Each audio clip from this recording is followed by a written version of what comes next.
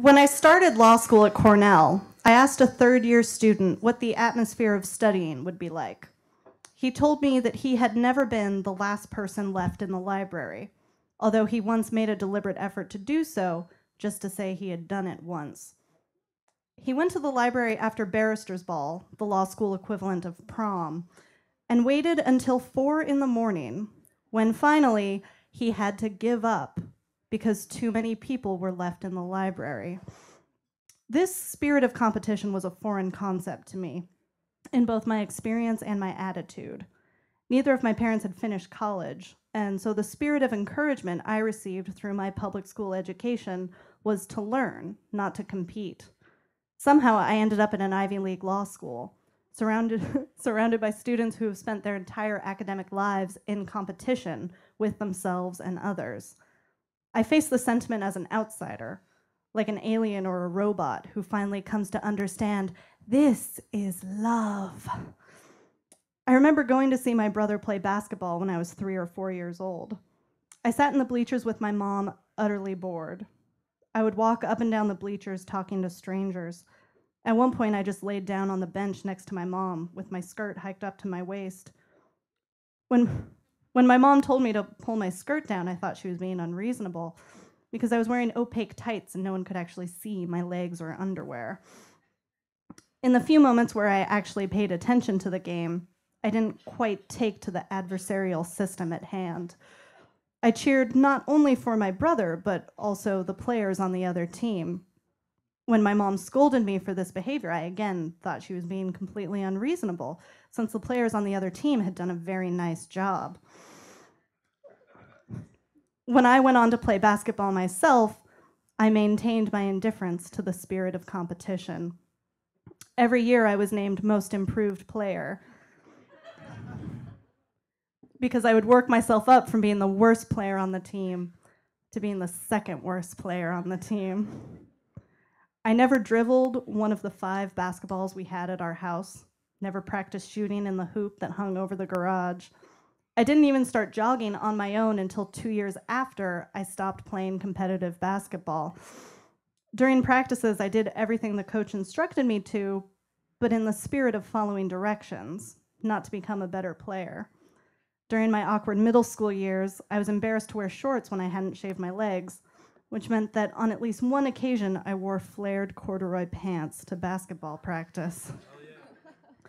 I was not a major contributor to our competitive games. I spent the time the same way I did at my brother's games, on the bench. The coach's philosophy was that every girl should play at least part of every game, which meant that I had to participate. I was a train wreck. I find it difficult to be aware of and respond to more than one thing in my surroundings, a trait which for years made my parents nervous to let me drive. I would run down the court, not realizing that the ball had been rebounded and was still in play.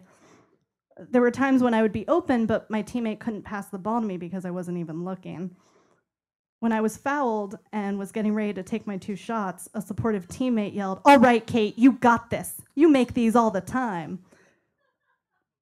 My immediate internal response was, she's trying to fool me. Or she's just mistaken, because I do not make these in practice.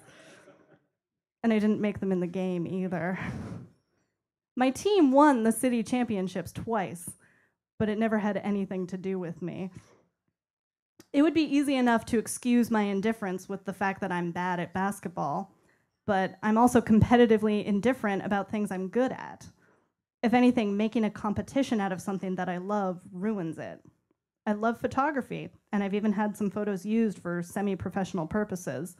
But when I tried taking a nature photo for a competition, I felt awkward carrying my camera around the woods. I hated the photos I took, and I didn't win. There are a handful of times where I've been competitive, a friendly poker tournament, which I won, or a scavenger hunt, which I took way too seriously.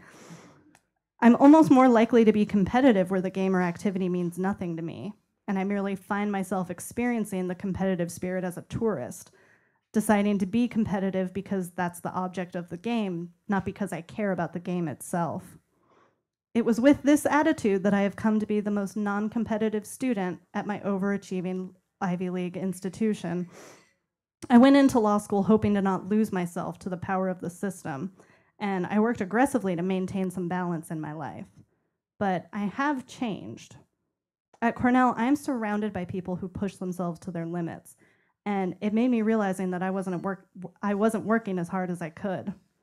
I managed to get myself through high school and college without having to work very hard, and so I was never in the habit of trying.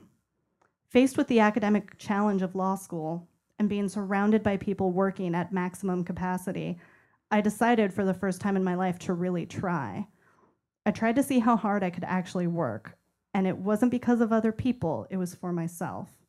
I figured it was about time. So now I'm trying, but I'm still not coming out as the best student in my class. But that's okay. I was never in it to win it. Kate Lee.